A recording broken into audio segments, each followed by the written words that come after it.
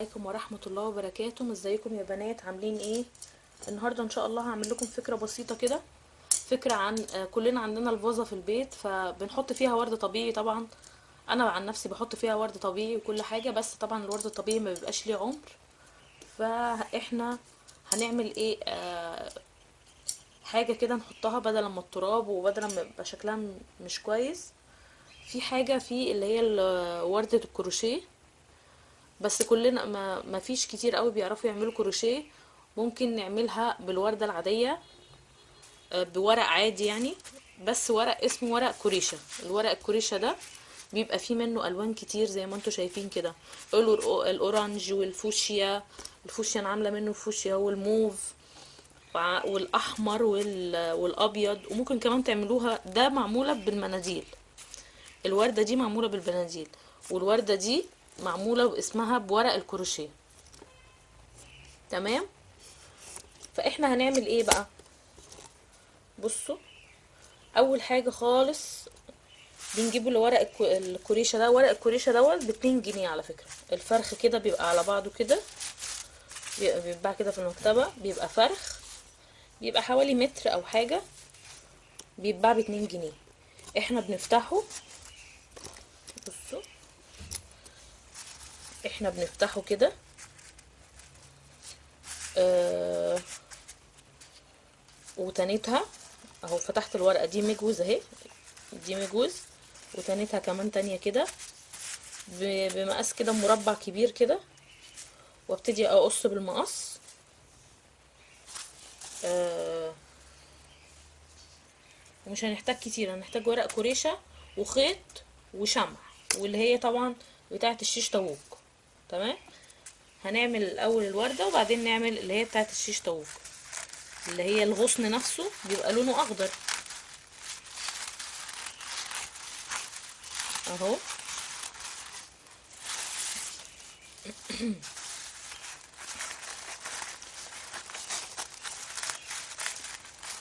وممكن تقدري تعمليه باشكال بورق كتير، اي ورق عندك ملون، بس يكون خفيف شوية عشان يقدر يعني يعمل معاكي. انا زي ما قلت لكم اهو، انا عامله بورق المناديل. وفي ورق كريشه طبعا لونه ابيض، بس انا كنت عامله بالمناديل. ما كانش عندي مثلا، ما كانش عندي الا لونين، الفوشيا والموف. فكنت عايزه اعمل ورده بيضه فعملتها بالمناديل. ودي مناديل اللي هي البكر العاديه. هعرفكم ازاي الفكره هنا وهتلاقوها ان انتوا تقدروا تعملوها باي ورق اهو. كمان ونقص كمان، هنقص كمان الجنب ده،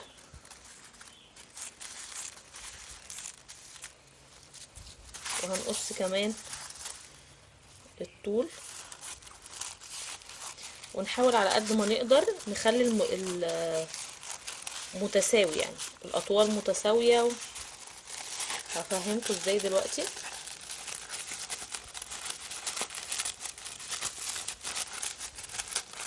ويخلي بالكم وانتوا بتقصوا، لان هو بيبقى خفيف قوي. ورق الكوريشة ده خفيف قوي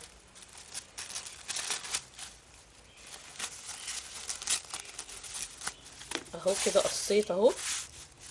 ابتدي بقى اتني، اعمل كده واعمل كده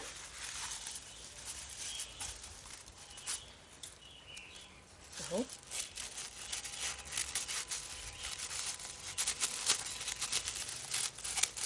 افتح المربعات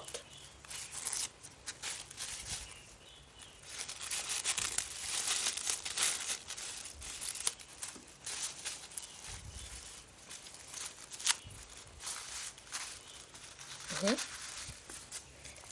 زي ما قلت لكم نحاول على قد ما نقدر نخلي المربعات متساويه اهو كده.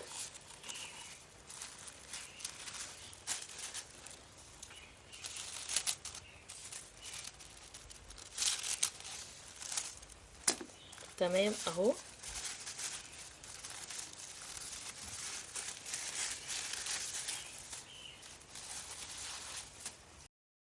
خليت المربعات تبقى متساويه كده.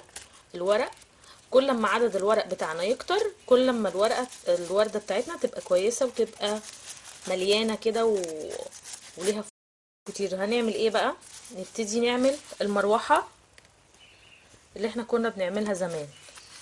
كده نتني كده كده، بعدين نتني كده، وبعدين نتني كده. تمام اهو. وبعدين نجيب خيط اي لون، يعني مش شرط نفس اللون ومش شرط الحاجات دي، هو كده كده مش هيبان خالص. بس اهم حاجة بقى في الخطوة دي ان احنا نقسم كده ونشوف النص فين، نص الورقة بتاعتنا فين. دي اهم خطوة اهي. ونبتدي نلف الخيط، نلف الخيط كويس قوي عشان ده اللي بيمسك لنا الاوراق، ونربط اهو. ربطنا خلاص، ربطنا الخيط. نبتدي نفتح كده ونفتح دي كده، ونبتدي الورق بتاعنا. بصوا نفتح كويس كده، نفتح كويس كده. نبتدي الورق بتاعنا اللي هنا ده نفصله عن بعضه، نعمل كده ونعمل الورقة التانية ورقة ورقة، ونفضل ماشيين بنفس الشكل ده عشان تدينا فوليوم الوردة وتبقى مليانة اهي.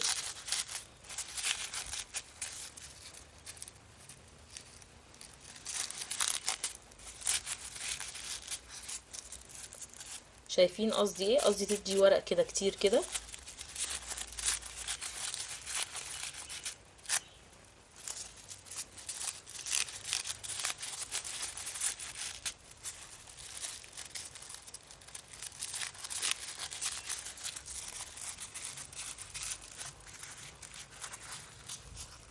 والورق الكريشة ده فيه منه الوان كتير جدا جدا، والوان مبهجة كده والوان حلوة. ربنا يا رب يلون حياتنا كلنا ويخلي حياتنا كلها بالوان حلوة كده مبهجة ومفرحة، ويدخل السرور على قلبنا.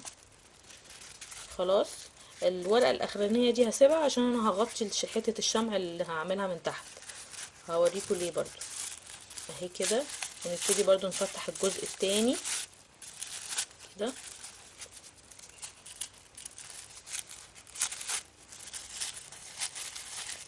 واحدة واحدة بنفس التسلسل ده اهو. فتحتها كلها. واشكال الورد دوت كتير جدا، بس دي من اسهل الاشكال اللي انتوا هتلاقوها. هنا بقى الغصن بقى بنعمل ايه؟ اللي هو ده بنجيب اللي هو بتاعت الشيش طاووق دوت، نجيب الورق دوت اللي هو لونه اخضر، ونجيب المقص بتاعنا ونقص. بصوا خط قد ايه، وهي الورقة متنية كده زي ما هي. تمام. وبعدين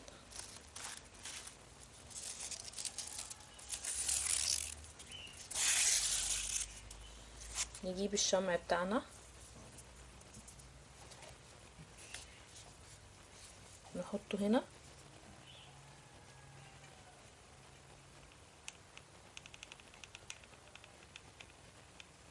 مش لازم تكتروا يعني، مش خلي بالكم من ايديكم.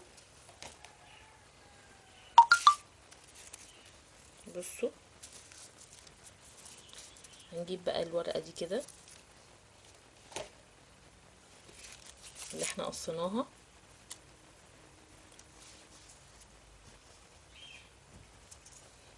نجيبها كده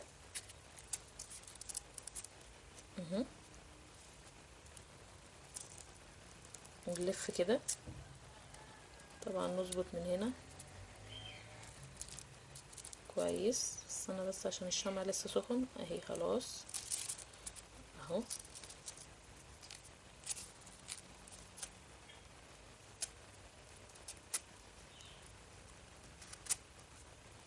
ونفضل نلف كده. شايفين بلف بايدي وبعمل بالايد التانية بكل بساطة اهي. ونحط الشمع على الخشبة نفسها، على بتاعت الشيش طاووق، ما بنحطهوش على الورد، على الورق، عشان الورق خفيف قوي اهو. اكمل شمع تاني.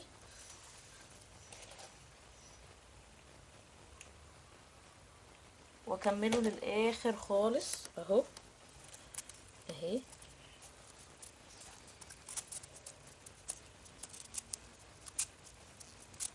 عشان نكمل شكله للاخر يعني يبقى شكله حلو ومهندم.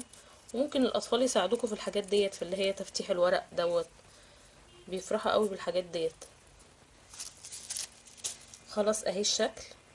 هنا بقى بنجيب الوردة ديت، بنعمل ايه؟ بنجيب المقص اللي احنا عملنا بيه، ونجيب الحتة اللي هنا دي وندخله هنا كده. بنحاول على قد ما نقدر ندخله في النص، بس بعيد عن الحبل وما تقطعوش الحبل طبعا. اهو كده اهو لغاية اما تطلع من الناحية التانية. بنجيب الشمع بتاعنا ونحطه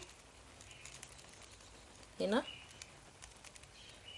نحط كده شوية حلوين، وبعدين ندخله اهو. ولو طلع من الناحية التانية مش مهم، لكنها الغصن بتاعها. الوردتين بقى الباقيين اللي انا كنت بقول لكم عليه اهي، الورقتين من تحت عشان نغطي بيها كده اي حاجة اهو.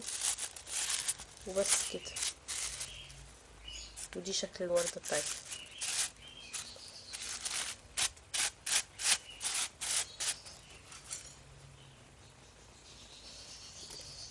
نبتدي بقى نحطها في الزهرية اهي اهو. بتبقى الوان كتير بقى، بصوا الموف زي ما انتوا حابين. وبالنسبة للمناديل برضو نفس الموضوع، نفس الطريقة كده، بس تجيبوا المناديل اللي هي البكر اللي هي بتبقى الصغيرة.